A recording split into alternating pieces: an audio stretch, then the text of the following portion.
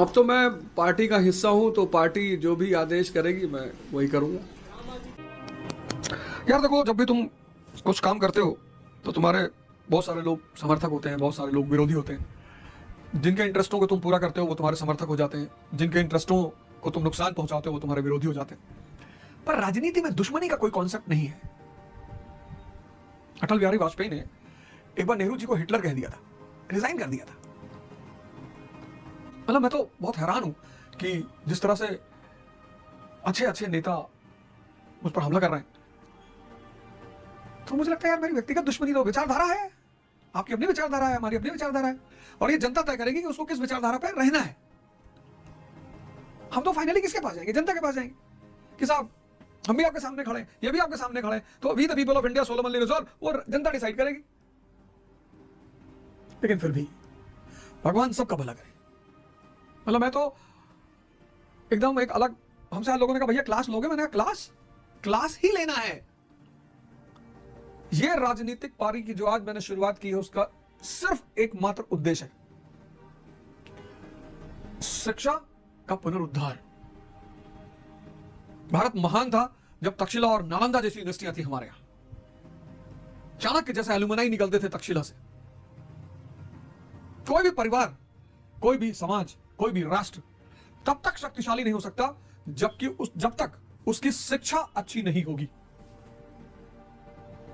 अरे नहीं, पढ़ाना कैसे, रूट से कभी नहीं हटना चाहिए। जो तुम्हारे रूट्स है ना, उस रूट्स को कभी नहीं छोड़ना चाहिए। मेरे जीवन की शुरुआत पढ़ाई से हुई, पढ़ाने से हुई, तो ये तो नहीं छोड़ेंगे। ये तो मेरा समझौता है कि पढ़ाना तो किसी कीमत पे नहीं छोड़ेंगे, पढ़ाना ही है। दुनिया में सब काम कर सकते हैं, पढ़ाना नहीं छोड़ सकते। देखो तुम लोग स्टूडेंट्स हो, तुम्हें तो वैसे भी पढ़ना ही है। मैं और जहां भी तुम्हें लगे कि ये बात मुझे समझ में नहीं आ रही है, you all have the right to raise your hand. It's like a parliament, ruling party, opposition. और पार्लियामेंट में दुश्मनी नहीं होती जैसा आज हमारा समाज समझता है। It's exchange of thoughts, simple. जिस देश की जनता ये समझ ले कि विरोधी दल का जो लीडर है, अपोजिशन का जो लीडर है, वो गवर्नमेंट का दुश्मन है, समझ लो democracy has died in that country. The most respect should be given to the leader of opposition.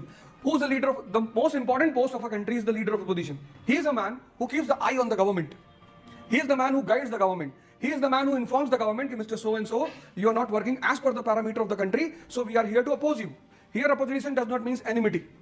But what is the psychological atmosphere of our country? Our country thinks that opposition means enmity. Rahul Gandhi is enemy of Narendra Modi. Not at all. If Mr. Modi wants to become the successful Prime Minister of this country, he has to respect Mr. Rahul Gandhi. Opposition is always a guiding line and a guiding light in democracy. पर अगर तुम बाहर देखो, people do personal attack on opposition leaders. I know whatever you are saying is wrong, but I will not oppose you because you have a right of expression. Voltaire कह रहा है, मुझे पता है तुम जो कह रहे हो वो गलत है, पर फिर भी मैं तुम्हारा अपोज नहीं करूंगा, विरोध नहीं करूंगा। क्यों नहीं करूंगा? क्योंकि मैं तुम्हारे बोलने की आजादी का सम्मान करता हूं। लेकिन बोलने की आजादी का मतलब यह नहीं होता कि आप किसी पर व्यक्तिगत हमला करें और गाली दें। आज भी अगर भारत में आप देखो, आज भी जितने लोगों पर कार्रवाइयां होती हैं वो लोग हैं जो किसी पर व्यक्तिगत हमला करते हैं। भाई मोदी जी ने मेरा क्या बिगाड़ा है? ना मेरी जमीन कब्जा किया, ना मेरा मकान कब्जा किया, मेरा कुछ बिगाड़ा है नहीं। अगर मैं उनकी नीतियों से असहमत हूं तो मैं उन नीतियों का विरोध करूंगा। व्यक्तिगत हमला, राहुल गांधी ने मेरा क्या बिगाड़ा है? और प्रजातंत्र में सरकार और विपक्ष दोनों एक दूसरे का पूरक हैं। इस देश की जनता समझ ही नहीं पा रही है, विपक्ष को दुश्मन मान रही है। इस देश की जनता समझ ही नहीं पा रही, कह रही विपक्ष मतलब दुश्मन। सरकार से ज्यादा महत्व होता है विपक्ष का। डेमोक्रेसी में जो सबसे प्यारी चीज है वो है विपक्ष, अपोजिशन। यहां कोई किसी का दुश्मन है, लेकिन आप व्यक्तिगत हमला क्यों करोगे? आप सोनिया गांधी जी पर व्यक्तिगत हमला क्यों करोगे? ये बहुत गलत बात है। मतलब बहुत ही नीचता, किसी पर व्यक्तिगत हमला नहीं किया सकता। जय हिंद फ्रेंड्स। सबसे पहले मैं आम आदमी पार्टी और आम आदमी पार्टी के सर प्रमुख अरविंद केजरीवाल जी, मनीष सिसोदिया जी, सबको सहृदय से धन्यवाद देता हूं कि उन्होंने मुझे राजनीति में आकर शिक्षा के लिए काम करने का अवसर दिया है। शिक्षा एक ऐसा माध्यम है जो परिवार, समाज और राष्ट्र की आत्मा है। जितने भी देश दुनिया में महान हुए, उनकी पृष्ठभूमि में कहीं ना कहीं शिक्षा का योगदान रहा। तो मैं आज अपनी इस राजनीतिक पारी की शुरुआत पर आप सबसे ये बात साझा करना चाहता हूं, जैसा कि हमारे नेता मनीष सिसोदिया जी ने कहा कि अगर मुझे राजनीति और शिक्षा में से कुछ चुनना हो तो मैं निश्चित तौर पर शिक्षा को चुनूंगा। ऐसा ही कुछ उद्देश्य मेरा भी है और राजनीति में आकर शिक्षा का विकास मेरा सर्वोत्तम उद्देश्य है। धन्यवाद। अवध ओझा जी शिक्षा के क्षेत्र में इस देश का जाना माना नाम है, जिन्होंने लाखों करोड़ों युवाओं को, बच्चों को शिक्षा दी, रोजगार के लिए तैयार किया, प्रेरणा दी। न केवल शिक्षा में इनके वीडियो देखता हूं जिसमें वो अलग अलग तरह से युवाओं को एक अच्छा जीवन जीने के लिए भी प्रेरणा देते हैं। उनके आने से अभी तक जब भी किसी नेता को हम ज्वाइन कराते हैं तो हम कहते हैं इनके आने से आम आदमी पार्टी मजबूत होगी।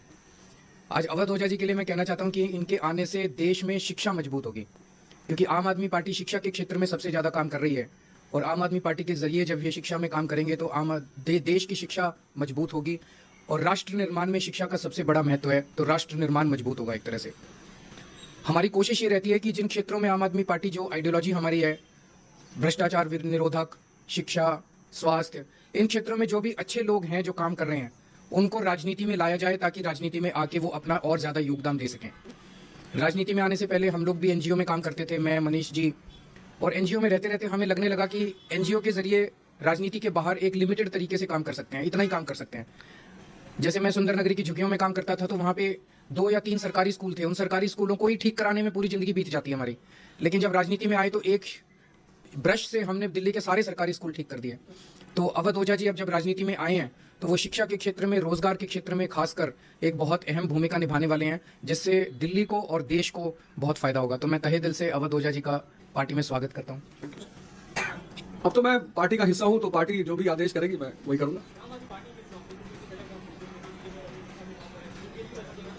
आपने आम आदमी पार्टी की जो शिक्षा का विकास धारा है, सिर्फ उसमें एक आध पॉइंट अगर आप देख लें कि 97% रिजल्ट है 12th का गवर्नमेंट स्कूल का। एक साल में तो 99% आया, एक साल में 99%। 2015 में सिर्फ 15 लड़कों ने, गवर्नमेंट स्कूल के लड़कों ने, IIT मेंस क्वालिफाई किया था। इस बार 783। और मेरा यही कहना है, मैं तो हमेशा ये नारा देता हूं कि शिक्षा शेरनी का दूध है, जो पिएगा वो दहाड़ेगा। और डॉक्टर सर्वपल्ली राधाकृष्णन जी कहते थे कि 2 क्षेत्रों में देश के अच्छे दिमागों को आगे बढ़ना चाहिए, एक शिक्षा और एक राजनीति।